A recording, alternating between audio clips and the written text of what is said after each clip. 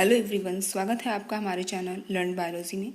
Dear friends, आज हम कार्य सामर्थ्य और ऊर्जा के कुछ इम्पोर्टेंट क्वेश्चंस को देखेंगे। हम यहाँ पर डायरेक्ट क्वेश्चंस को ही ले रहे हैं, ऐसे क्वेश्चंस जो एग्ज़ाम में आते रहे हैं। अपर प्राइमरी टीईटी का एग्ज़ाम हुआ हो या फिर अपर प्राइमरी सीटीईटी का एग्ज़ाम, मतलब टेट का एग्ज़ाम हुआ हो या सीटेट का एग्ज़ाम हुआ हो, जिस तरह के क्वेश्चंस आते रहे हैं हमने उन्हीं को बेस बना करके कुछ क्वेश्चंस को कलेक्ट किया है और उनको हम सॉल्व करेंगे। अगर आपने अभी तक चैनल को सब्सक्राइब नहीं किया है तो प्लीज़ सब्सक्राइब कर लीजिए, बेल आइकन को प्रेस कर लीजिए और वीडियो को लाइक कर दीजिएगा। चलिए स्टार्ट करते हैं वीडियो। फर्स्ट क्वेश्चन है, कार्य सदिश राशि है अथवा अदिश, तो हमेशा याद रखिएगा कार्य एक अदिश राशि है। सेकंड क्वेश्चन, एसआई प्रणाली में कार्य का मात्रक है जूल। इसका जो राइट आंसर है वो जूल है। आप जानते हैं कार्य का जो सूत्र होता है W बराबर F इंटू टी। पिछले वीडियोज़ अगर आपने देखे होंगे तो उसमें मैंने इसको अच्छे से डिस्कस किया है। सो जूल है, ये न्यूटन मीटर के बराबर होता है। नेक्स्ट क्वेश्चन पे चलते हैं। किसी पिंड पर बल लगाकर उसे बल की दिशा में उसे बल की दिशा में थीटा कोण बनाते हुए डी दूरी तक विस्थापित किया जाता है।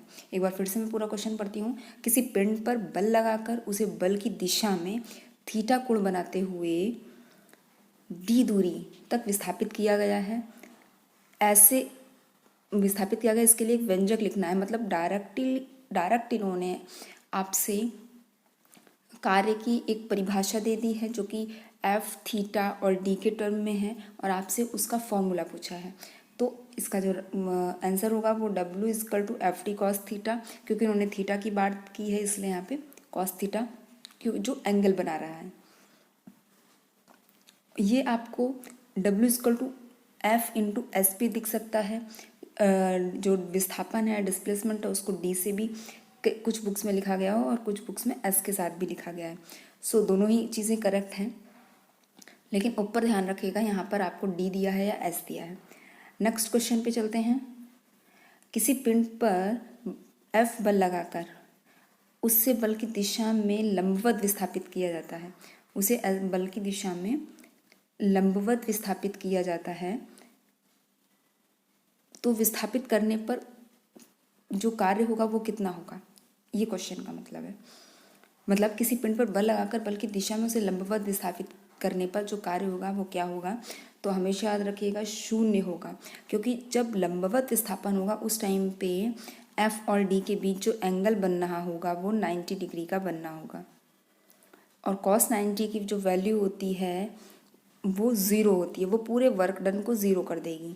सो यहाँ पर कोई भी जब लंबवत विस्थापन होगा उस टाइम पे कोई कार्य नहीं हो रहा होगा, सो राइट आंसर इज शून्य। नेक्स्ट क्वेश्चन पे चलते हैं। बल कब शून्य होगा?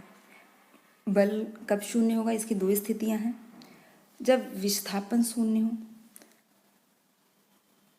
सो मैंने क्वेश्चन कुछ गलत पढ़ा है, मैं फिर से क्वेश्चन पढ़ती हूँ। कार्य, शायद मैंने बल बोला था।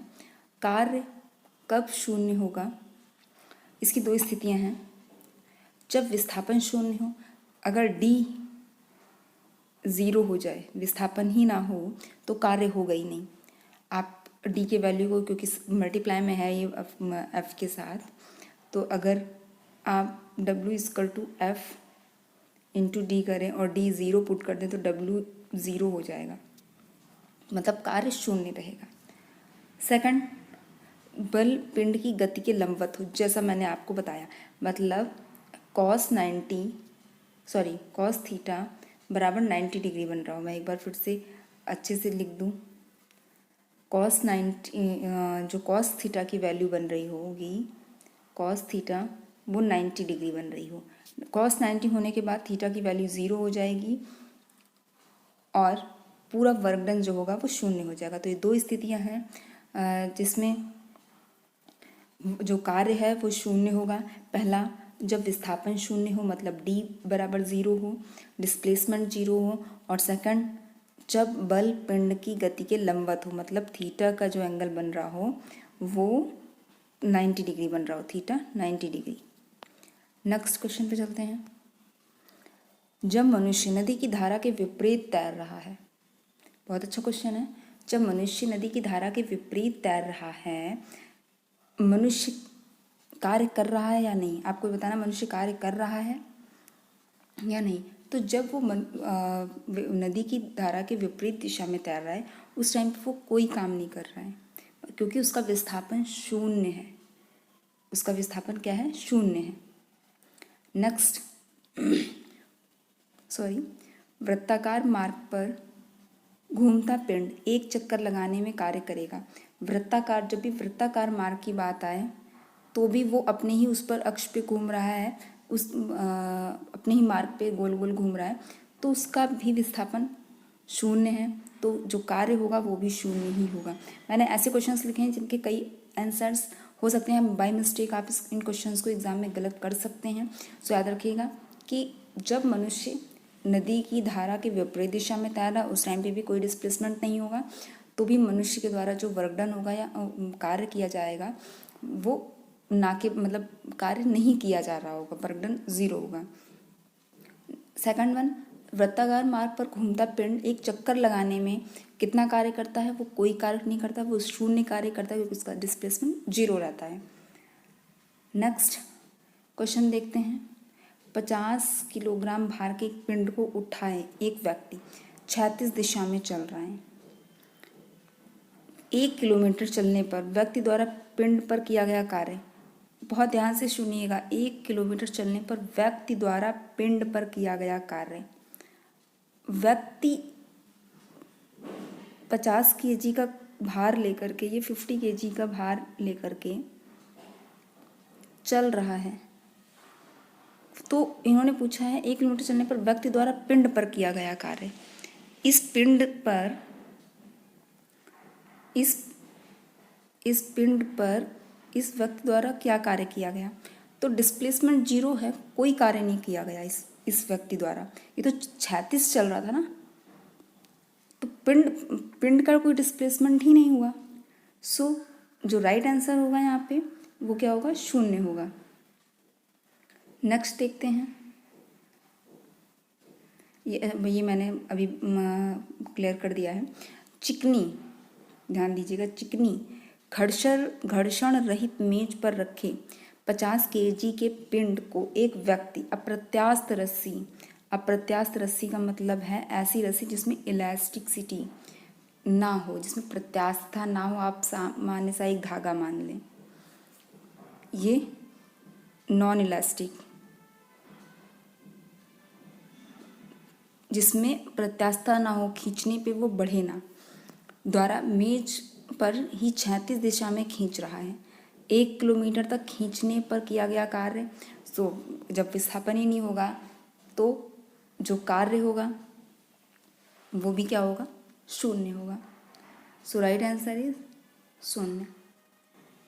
नेक्स्ट चलते हैं। ये एक न्यूमेरिकल है और मैं उम्मीद करती हूँ कि जैसे मैंने इसको सॉल्व किया है आप इस चीज़ को समझ पाएंगे। क्वेश्चन है, 12 kg द्रव्यमान 25 मीटर से गिरता है।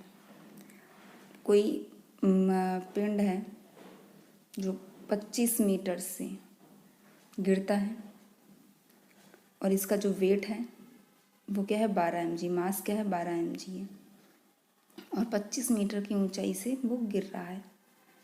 तो बल व उस पर लगाया गया बल व कार्य की गणना कीजिए।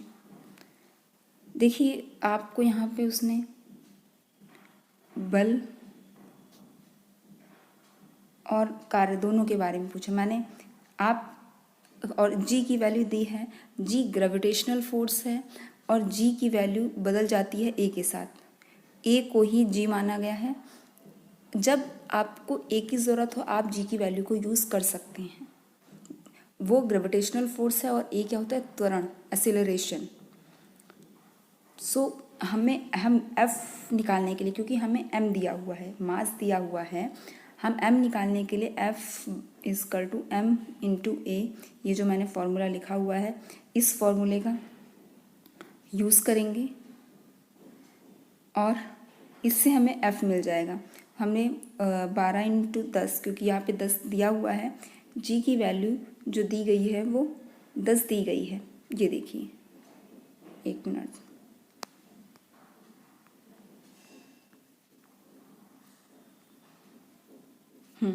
G की वैल्यू जो दी गई है वो 10 दी गई है। हमने ये वैल्यू को पुट किया यहाँ पे, G को ही हमने, मैं फिर से बोल रही हूँ, A मान करके उसकी वैल्यू पुट की, और जो आंसर आया वो 120 न्यूटन आया। 12 का 10 में मल्टीप्लाई करेंगे तो 120 न्यूटन आया, क्योंकि बल की जो यूनिट होती है वो न्यूटन होती है, सो हमने इसकी यूनिट लगा दी। फिजिक्स में आप कोई भी कैलकुलेशन करें और उसके बाद अगर यूनिट ना लगाएं तो आपका कैलकुलेशन करना बेकार है, क्योंकि उसकी किसी भी चीज़ की या किसी भी आपने जब वर्क निकाला हो या फोर्स निकाला हो या एनर्जी निकाली हो, कुछ भी किया हो, जब तक उसकी यूनिट नहीं लगाएंगे तब तक वो आंसर ऑथेंटिक नहीं माना जाएगा। और एग्ज़ाम में कई बार सिर्फ यूनिट का भी खेल करते हैं। ऐसे क्वेश्चंस भी मैंने लिए हुए हैं जो आपको आगे को देखने को मिलेंगे। यहाँ पर आपको न्यूटन मीटर भी जो ये हैं F है वो किलोग्राम मीटर भी दे सकते थे, क्योंकि यूनिट मल्टीप्लाई होती हैं।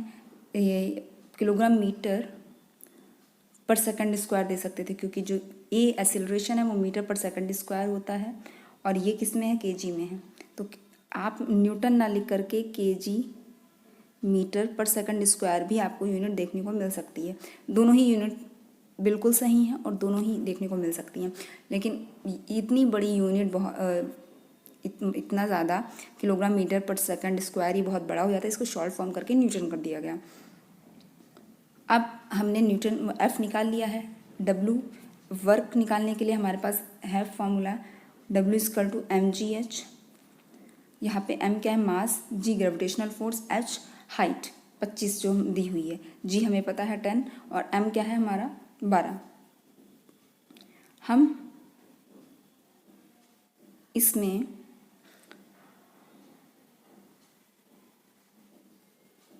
ये ज़ीरो जो लग गया है, थोड़ा बाई मिस्टेक लग गया है, इसको हटा दीजिएगा। 12 × 25 × 10 को मल्टीप्लाई करेंगे तो आंसर क्या आ जाएगा, 3000 जूल। तो आई होप ये आपको समझ में आया होगा। नेक्स्ट चलते हैं। गतिज ऊर्जा किन बातों पर निर्भर करती है? ये गतिज ऊर्जा का फॉर्मूला है K=12 mv²। K directly proportional होता है मास के, मतलब गतिज ऊर्जा पिंड के द्रव्यमान, मास मतलब द्रव्यमान, और उसके वेग, द्रव्यमान और वेग दोनों पर ही निर्भर करती है। तो इसका जो आंसर होगा वो कि गतिज ऊर्जा पिंड के द्रव्यमान और वेग दोनों पर निर्भर करती है। आपको ये ऑब्जेक्टिव फॉर्म में दे सकता है गतिज ऊर्जा किस पर निर्भर करती है, तो उसमें मास भी हो सकता है, बल भी, अलग अलग यूनिट वो डाल सकते हैं, एक्सेलरेशन डाल सकते हैं। तो जो इसका सही होगा वो M और V होगा, द्रव्यमान और वेग। पिंड का वेग 4 गुना करने पर गतिज ऊर्जा क्या होगी? वेग की बात की है, वेग 4 गुना करने पे, और जो काइनेटिक एनर्जी होती है वो वेग के स्क्वायर के बराबर होती है। सो आप वेग का स्क्वायर कर दीजिए 16, तो काइनेटिक एनर्जी क्या होगी, 16, मतलब गतिज ऊर्जा क्या हो जाएगी, 16। नेक्स्ट, एक कार तथा एक ट्रक 50 किलोमीटर की चाल से गतिमान है, इसकी गतिज ऊर्जा, किसकी गतिज ऊर्जा अधिक होगी? तो साधारण सी बात है कि ट्रक की गतिज ऊर्जा ज़्यादा होगी, क्योंकि उसमें जो द्रव्यमान है, उसका जो द्रव्यमान है या उसमें जो चीज़ है वो भी ज़्यादा होगी। और देखा आपने कि मास डायरेक्टली प्रोपोर्शनल है काइनेटिक एनर्जी के, सो जो गतिज ऊर्जा है वो ट्रक की ज़्यादा होगी। नेक्स्ट, दो वस्तुओं के द्रव्यमान का अनुपात 3:4 है, वेग समान है तो गतिज ऊर्जा होगी। इन्होंने बोला कि दो वस्तुओं के द्रव्यमान 3:4 हैं, वेग उनका समान है तो गतिज ऊर्जा होगी, वेग समान है तो गतिज ऊर्जा जो गतिज ऊर्जा होगी वो द्रव्यमान के बराबर होती है। जितना द्रव्यमान होगा उतनी गतिज ऊर्जा होगी। द्रव्यमान बढ़ेगा गतिज ऊर्जा बढ़ेगी, द्रव्यमान घटेगा गतिज ऊर्जा घटेगी। तो इसके रेशियो पे कोई इफेक्ट नहीं पड़ेगा।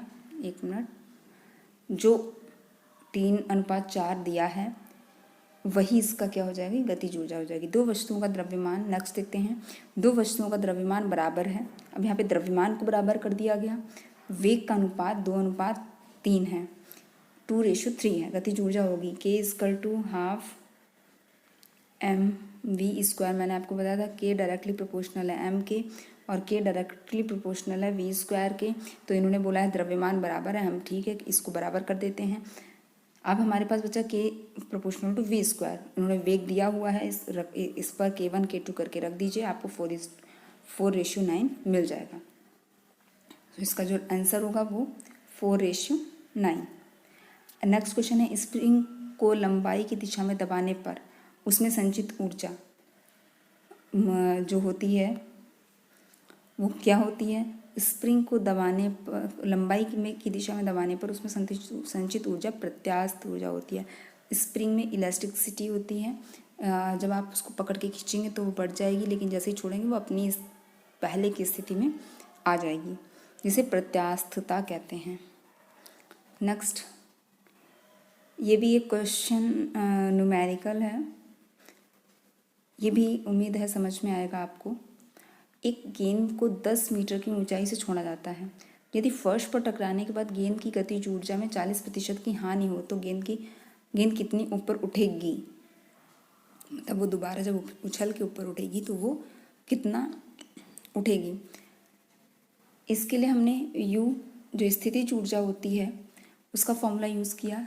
स्थितिज ऊर्जा बराबर mgh, जहाँ h हमको दिया हुआ है और हमने उस पर वैल्यू पुट की, क्योंकि बाद में क्या हुआ, जब गेंद गिरी तो वो टकराने के बाद उसकी एनर्जी में 40% की हानि हुई।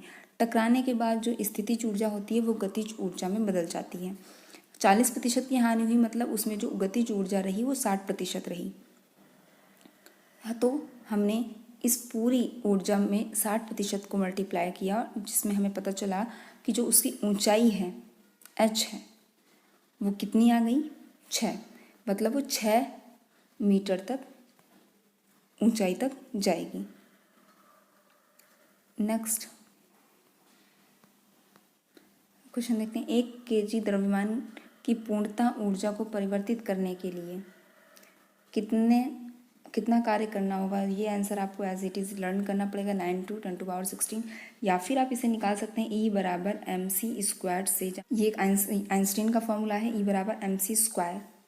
नेक्स्ट क्वेश्चन, दो वस्तुओं की गतिज ऊर्जाएं समान हैं यदि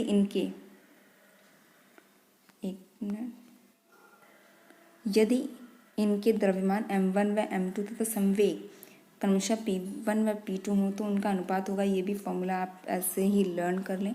इसका जो रिलेशन होगा p1/p2 = m1/m2। वैसे ही इसको डराइव करना भी बहुत आसान है, जो कि K = ½ mv² से किया गया। और अगर मुझे मौका मिला तो मैं नेक्स्ट वीडियो में इसको डिटेल में आपको बताऊंगी। नेक्स्ट क्वेश्चन देखते हैं, समान वेग। अब इन्होंने बोला है, यहाँ पे था कि गतिज ऊर्जाएं समान हैं और जो द्रव्यमान है वो m1 m2 है और संवेग p1 p2 है। गतिज ऊर्जाएं समान है, यहाँ पे बोला संवेग समान है और द्रव्यमान क्या है, m1 m2 और गतिज ऊर्जा k1 k2 है। मतलब अगर कुछ बदल रहा है तो द्रव्यमान और गतिज ऊर्जा बदल रही। अब उनका रिलेशन क्या होगा, ये इस आपको ऐसे भी मिल सकता है, p1/p2 का स्क्वायर बराबर m1, सॉरी रूट नहीं होगा, एक मिनट, रूट नहीं होगा, m1/m2, ये ऐसे भी मिल सकता है लिखा हुआ। और जो नेक्स्ट वाला है इसमें K1/K2 बराबर m2/m1। ये बहुत ध्यान रखिएगा, m1/m2 ना हो करके m2/m1 होगा। जो इसका आंसर है वो K1/K2 जो रिलेशन होगा m1 मतलब मास और काइनेटिक एनर्जी के बीच में, वो K1/K2 = m2/m1 होगा। नेक्स्ट, संवेग तथा गतिज ऊर्जा में संबंध का सूत्र बहुत इंपॉर्टेंट है। इस पर न्यूमेरिकल्स भी 1-2 बार पूछे गए एग्जाम में। P इक्वल टू m/m(k), ये आपको, इसको भी आप p² बराबर 2m(k) लिख सकते हैं, और ये k बराबर p² / 2m भी लिखा जा सकता है। इस आप इन चीज़ों को ध्यान करके रखिएगा कि ज़रूरी नहीं है कि इसी फॉर्म में आपको एग्ज़ाम में दे दें। मे भी संवेग तथा गतिज ऊर्जा का संबंध आपको इस फॉर्म में दे, ऑप्शन में ये फॉर्म सही हो, ये दे ही ना, या फिर इस फॉर्म को दे दे एग्ज़ाम में। तो तीनों ही चीज़ों को आप ध्यान रखिएगा। जैसे ही रूट हटेगा स्क्वायर इसके ऊपर आ जाएगा। के को अगर आप के की वैल्यू के को निकालेंगे सो 2m p के नीचे आ जाएगा। तो ज़्यादा ध्यान रखने की ज़रूरत नहीं है, एक चीज़ से ही आप, अगर मैथ के बेसिक टर्म आपको पता है तो आप कर लेंगे। नेक्स्ट, बल तथा संवेग के मध्य सूत्र बहुत important, P equal to F/v। संवेग P बराबर जो इन्होंने रिलेशन दिया है वो F/v इम्पॉर्टेंट है। ये थे कुछ इम्पॉर्टेंट क्वेश्चंस कार्य समर्थ और ऊर्जा को लेकर के, कार्य समर्थ और ऊर्जा के। उम्मीद करती हूँ वीडियो अच्छा लगा होगा। अगर अच्छा लगा है, क्वेश्चंस इंपॉर्टेंट लगे हैं एग्ज़ाम के पॉइंट ऑफ व्यू से, तो वीडियो को लाइक ज़रूर कर दीजिएगा, चैनल को सब्सक्राइब कर दीजिएगा। जल्दी ही आपको साउंड के कुछ इंपॉर्टेंट क्वेश्चंस देखने को मिलेंगे। बहुत अच्छे क्वेश्चंस कलेक्ट किए हैं।